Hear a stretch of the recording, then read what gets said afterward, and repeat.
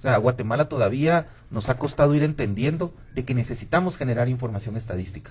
Entonces, esto se ha hecho con grandes esfuerzos, señor presidente. Como presidente de la Junta Directiva, le agradezco el apoyo que se ha recibido para el instituto, toda vez de que es información técnica, y que muchas veces, en su caso, no es por defender un número, sino que aquí está reflejada la realidad que el Instituto Nacional de Estadística ha recogido a través de sus encuestadores de trabajo en campo. Y le reitero, metodológicamente es verificable por cualquier experto, y con mucho gusto en el INE están las bases de datos y toda la información estadística para uso, obviamente, del nuevo gobierno, como también del sector privado. Gracias, señor viceministro. Estaba viendo aquí un cuadro que me sorprendió ahorita, pero, señor gerente, don Marciano. Gracias, presidente. Un comentario sobre algo que usted había dicho, presidente, la extrema pobreza. Efectivamente, los datos reflejan una reducción del 15.2 al 13.33. Y habría que ver realmente qué es lo que significa el haber abatido esos 2 puntos en estos 6 años. En primer lugar, nos permitimos hacer, aunque no está publicado, el dato de qué hubiera sucedido en este país si no el gobierno actual hubiera ayudado en el sector más marginado de la sociedad. En ese caso, la extrema pobreza, señor presidente, se hubiera disparado a un 17-18%. Quiere decir que, si lo medimos bien, si vemos las cosas en un contexto real, estamos hablando de abatir la pobreza en estos 6 años en alrededor de unos 6 o 7 puntos porcentuales. ¿Y eso qué quiere decir exactamente en términos numéricos? 7% de una población, 7-8% de una población de 14.6 millones de habitantes. Estamos diciendo que se abatió la pobreza en una población que estimamos en este momento alrededor de unas 800-900 mil personas que, si no, hubieran estado en una situación de pobreza extrema. Pero los datos, presidente, no son datos que sirven al gobierno, que sirven a todo el mundo. Voy a poner un ejemplo. Cuando nosotros venimos y profundizamos en el tema pobreza y comenzamos a chequear qué es lo que sucede en las áreas rurales, por supuesto los indicadores más altos de extrema pobreza los encontramos en las áreas rurales. Sin embargo, hay una parte del país que llama la atención cuando uno chequea números, Escuintla, área rural, donde los niveles de pobreza se han abatido y es el área rural con menos nivel de pobreza después del departamento de Guatemala. ¿Qué quiere decir esto, presidente? Quiere decir que los programas del sector privado, al igual que los programas del gobierno, sirven para abatir la pobreza, pero que si uno compara, digamos, Escuintla, donde la pobreza ha sido abatido de veras a niveles bajos, a un 2% en el área rural, bajísimo, pero también tomamos en cuenta la permanencia de esos programas de combate a la pobreza, estamos hablando de 10 años atrás, 12 años atrás, porque no es un problema coyuntural, es un problema que solamente se puede resolver en el mediano y en el largo plazo. Ahora, la situación de que la pobreza general ha subido, habría que ver el entorno macroeconómico. Nosotros como estadísticos no tendríamos derecho a hablar de esto, nosotros medimos y reportamos. Sin embargo, presidente, habría que recordar brevemente las cosas que han acontecido en el país como reflejo de lo que ha acontecido mundialmente.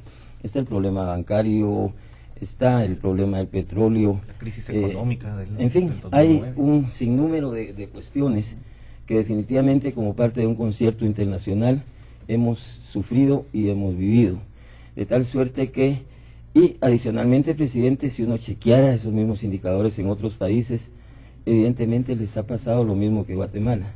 Tal vez, presidente, el éxito podría ser haber logrado que no subieran tanto esos niveles, por razones naturales, por razones económicas. Esos indicadores debieron haber subido en ese periodo de tiempo. Ahora, claro, es difícil, presidente, decir sí, si no se hubieran dado las condiciones que hubiera pasado. Sin embargo, presidente, en cualquier análisis objetivo que se haga de estos indicadores, debe tomarse en cuenta qué es lo que nos ha acontecido como sociedad en los últimos 6 años. Y Mariano, creo que solo el Ágata y las tormentas de este año significaron, si mi número no me falla, una reducción de 10.000 quetzales por habitante. en las pérdidas que tuvimos. Es cierto que no se comen los puentes, no se comen pero solo las pérdidas son 10.000 quetzales por habitante. Y a eso sumémosle la crisis financiera del 2009, que Guatemala se salvó de un impacto mayor. Nuestros vecinos sufrieron duro, y eso se debió a una macroeconomía bien administrada, pero también se debió a que los sectores de producción y todos se pusieron las pilas, y el Producto Interno Bruto, gracias a Dios, no decreció, sino que crecimos poquito, pero no bajamos como la inmensa mayoría de países de América Latina. Solo 3 no decrecimos. Yo estaba observando aquí un cuadro y me llamó una reflexión que tengo desde hace mucho tiempo. La extrema pobreza se mide con la línea de ingresos de la canasta de alimentos, ¿correcto? Y la pobreza en la canasta básica, ¿es correcto? Le explico, presidente. Lo que se hace en la encuesta, la ENCOBI, es una investigación que en el campo se usa entre 5 y 6 meses de convivir con los hogares en el país. Esta encuesta tuvo una muestra de cerca de 11.000, un poco más, de hogares, lo cual significa alrededor de unas 68.000 personas, que son las que forman parte de la muestra. Con esta muestra lo que se hace al convivir con ellos es determinar cuáles son sus niveles de gastos. Gastos diarios, gastos quincenales, gastos mensuales y gastos anuales. Esto se contabiliza y se ordena el conjunto de menor a mayor. Se determina entonces cuál es la llamada línea de pobreza extrema. Esta se determina a través de una canasta básica de alimentos que se construye de la misma encuesta, quitando por supuesto los extremos que perturban. Estamos hablando de promedios, y se calcula entonces cuál es el gasto anual que las personas tienen. En el reporte que usted tiene en sus manos, presidente, se habla de la línea de pobreza extrema de 4.300 quetzales anuales. ¿Qué quiere decir eso?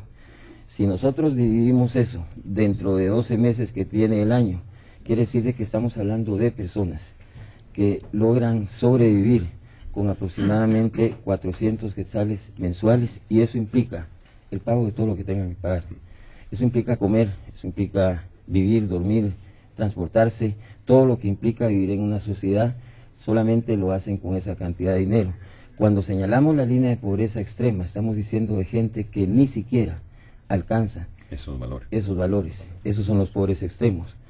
Y después se mide la pobreza general. La pobreza general, hay un coeficiente, el coeficiente de Engels es el que se usa para esto, que determina la relación que existe entre el consumo alimentario y el consumo en general de la población, de la misma población que fue encuestada.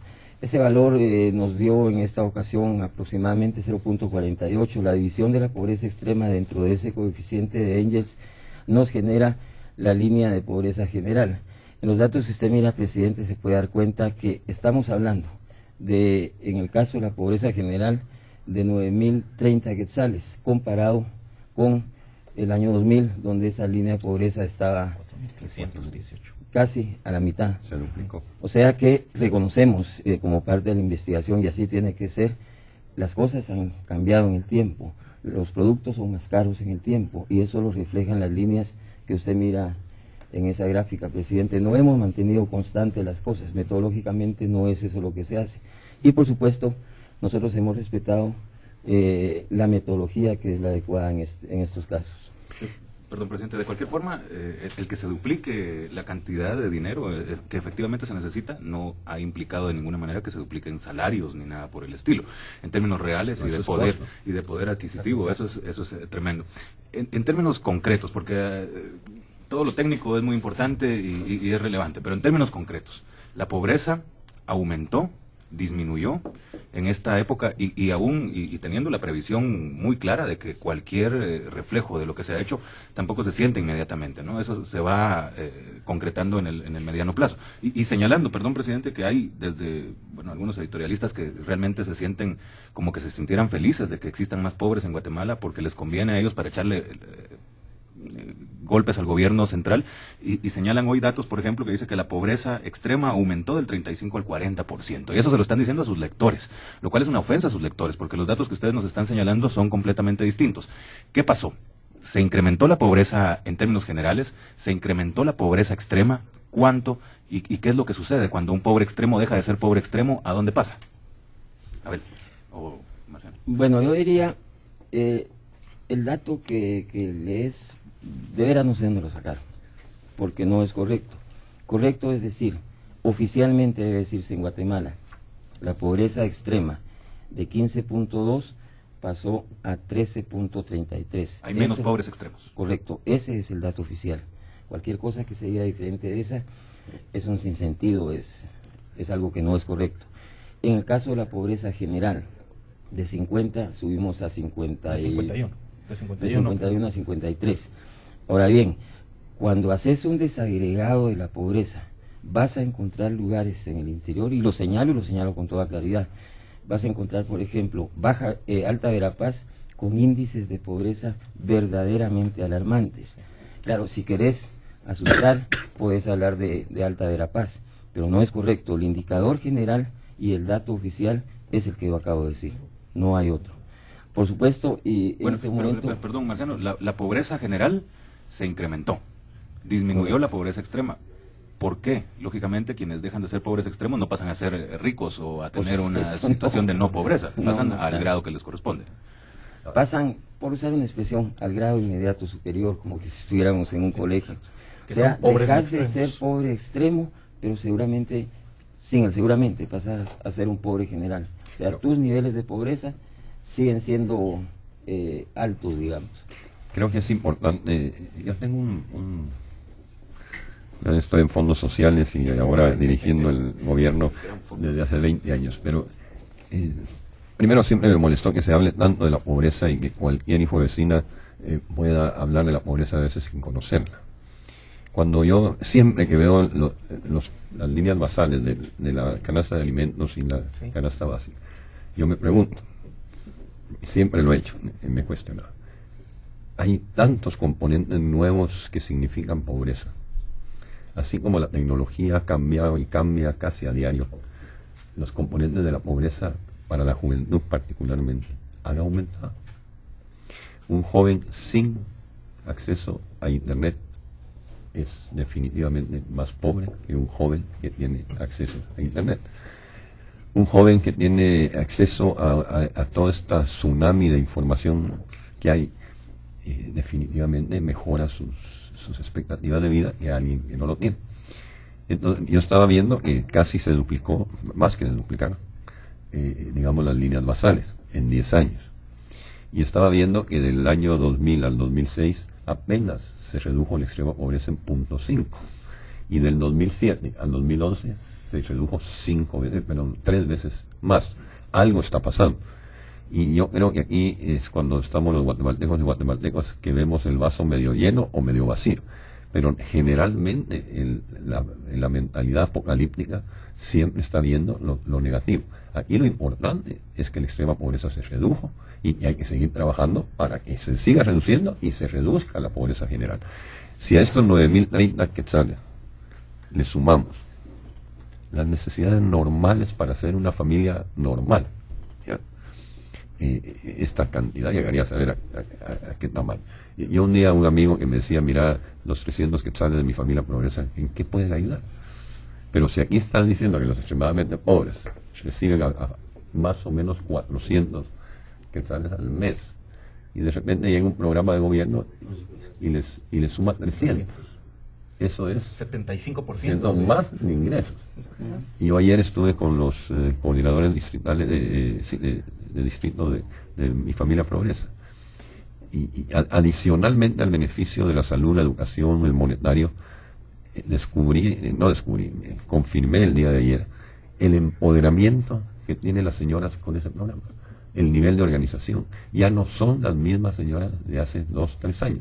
Y nuevamente, el efecto de esos programas, que no solo mi familia progresa, en los centros de atención permanente, en las escuelas, a las aulas. Entonces, yo sí creo que yo invitaría el sector privado hizo una muy buena, yo diría una buena presentación de un análisis de pobreza en su evento del Encuentro Nacional Empresarial. Y creería muy bueno, y vamos en la próxima reunión con el señor presidente electo, creo él ha llamado a la unidad nacional y creo que un gobierno tiene una gran oportunidad en su primer año. Y el tema de la pobreza se debería poner ya en un tema de discusión de nación. Y a mí no me gustaría, bueno, yo me iría al tema de la riqueza. Es decir, empezar a pensar en que tengamos mejores ingresos todos. Si no se trata de ser más pobres. Y que tenemos, sí, como a veces uno interpreta, como que quieren que de veras seamos pobres. Entonces yo creo que hay una magnífica oportunidad en el año 2012 para una discusión abierta, serena y concreta. Y ojalá participen los pobres. Porque el otro problema es que los análisis de la pobreza los hacen los que nunca han sido pobres. Y que participen realmente aquellos... Y que no conocen la pobreza, que es otra cosa diferente. Correcto. Entonces, yo sí creo que hay una gran oportunidad el año entrante para poder hacer un esfuerzo nacional. Vamos a hacer una pausa. 4500-1000, 4500-1000 para que participen, hagan sugerencias, hagan sus planteamientos aquí como ciudadanos. Su voz es muy importante. Pero antes de ir a la pausa vamos a enseñar una gráfica.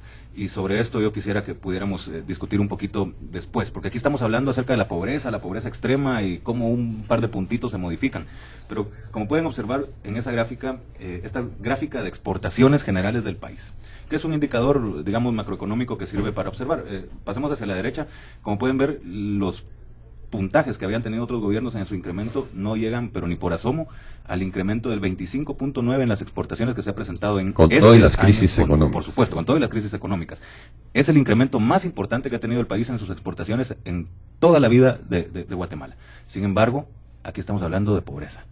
¿Por qué existen, por ejemplo, indicadores macroeconómicos que reflejan una bonanza de la economía guatemalteca, pero no se siente y los pobres siguen siendo tantos? Hace unos días en un diario, en un medio escrito, se decía que el sistema bancario guatemalteco era el más rentable de América Latina. Vemos las exportaciones. Y esto lo único que refuerza es que el crecimiento económico no es, el crecimiento económico solo, aislado, no es el modo de reducir la pobreza. Es un crecimiento